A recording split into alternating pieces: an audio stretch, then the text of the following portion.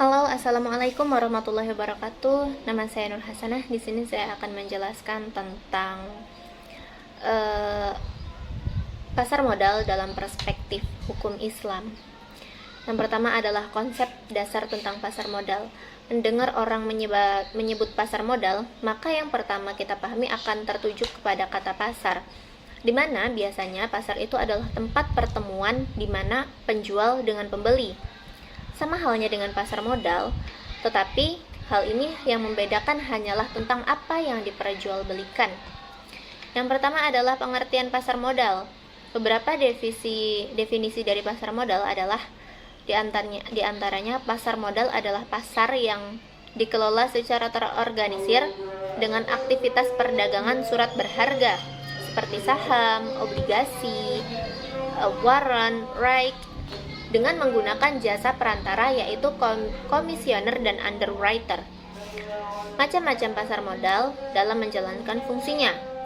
Pasar modal menjalankan fungsinya dibagi menjadi 4 macam. Yang pertama adalah pasar modal perdana, yaitu adalah pasar modal penawaran saham dari perusahaan yang menerbitkan emiten kepada investor selama waktu yang ditetapkan oleh pihak yang menerbitkan sebelum saham tersebut diperdagangkan di pasar sekunder. Yang kedua adalah pasar sekunder atau secondary market. Pasar sekunder didefinisikan sebagai perdagangan saham setelah melewati pasar perdana. Pada pasar sekunder ini, harga efek ditentukan oleh kurs efek tersebut. Yang ketiga adalah third market.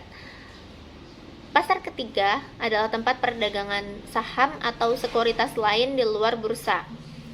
Di Indonesia, pasar ketiga ini disebut bursa paralel, yaitu sistem perdagangan efek yang terorganisasi di luar bursa efek resmi dalam bentuk pasar sekunder yang diatur dan dilaksanakan oleh Persatuan Perdagangan Uang dan Efek atau biasa disebut dengan PUEE, dengan diawasi dan dibina oleh Badan Pengawas Pasar Modal.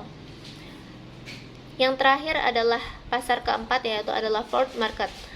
Pasar keempat merupakan bentuk perdagangan efek antar investor atau dengan kata lain pengalihan saham dari satu pemegang ke pemegang lainnya tanpa melalui perantara perdagangan efek. Bentuk transaksi semacam ini biasanya dilakukan dalam jumlah besar atau block sale.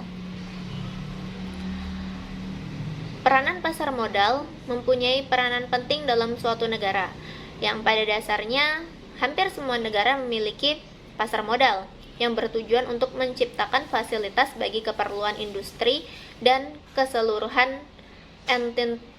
entitas dalam memenuhi permintaan dan penawaran modal.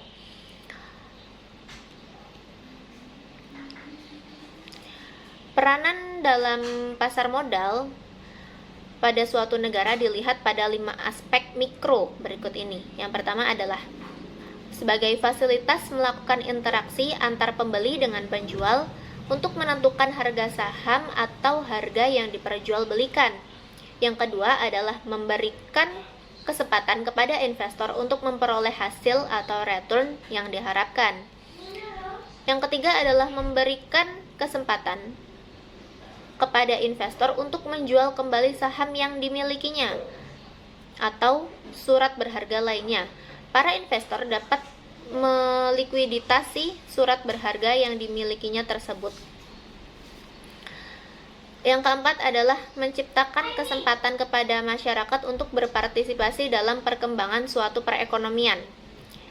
Yang kelima, mengurangi biaya informasi dan transaksi surat berharga bagi para investor.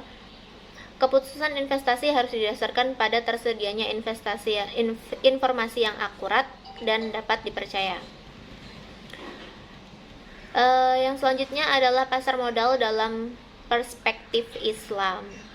Bagi umat Islam yang menginginkan keselamatan dan kebahagiaan hidupnya di dunia dan di akhirat, segala kegiatan yang dilakukan harus berpedoman kepada petunjuk Al-Quran dan hadis Rasulullah SAW atau rumusan dan pendapat para ulama yang kredibel dan memenuhi seluk-beluk Al-Quran dan hadis.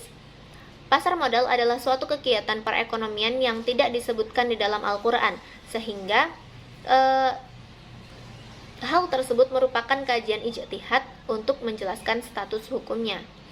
Pasar modal sesuai dengan namanya yang merupakan kegiatan transaksi jual beli yang seharusnya mengikuti ketentuan syariah. Tidak ada paksaan, tidak ada penipuan, tidak ada kepastian, sesuatu yang dijual dan sebagainya. Dalam Al-Quran, Allah mengingatkan antara lain dalam surat An-Nisa ayat 29, Allah mengingatkan, "Hai orang-orang yang beriman, janganlah kamu memakan harta sesamamu dengan jalan-jalan yang batil, kecuali dengan jalan perniagaan yang berlaku, dengan suka sama suka di antara kami." Dalam sebuah hadis dari Abu Hurairah disebutkan, Rasulullah SAW mencegah jual beli dengan lontaran batu kecil dan yang mengandung unsur penipuan. Menurut Ibnu Taimiyah, seperti yang dikutip oleh Islahi, bahwa seluruh kegiatan perekonomian itu dibolehkan, kecuali yang secara eksplisit dilarang di dalam syariat. Karena pasar modal itu tidak ada di dalam nas Al-Quran yang melarang dan juga hadis, maka boleh saja dilaksanakan selama batas usahanya tersebut tidak bertentangan dengan syariat Islam.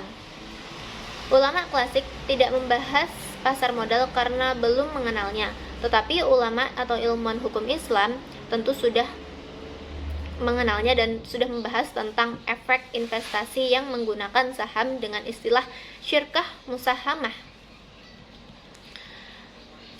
Pada dasarnya, persekutuan modal seperti ini yang dikenalkan dengan istilah syirkah musahamah boleh dilakukan oleh umat Islam apabila operasional perusahaan itu tidak mengandung hal-hal yang dilarang di dalam Islam.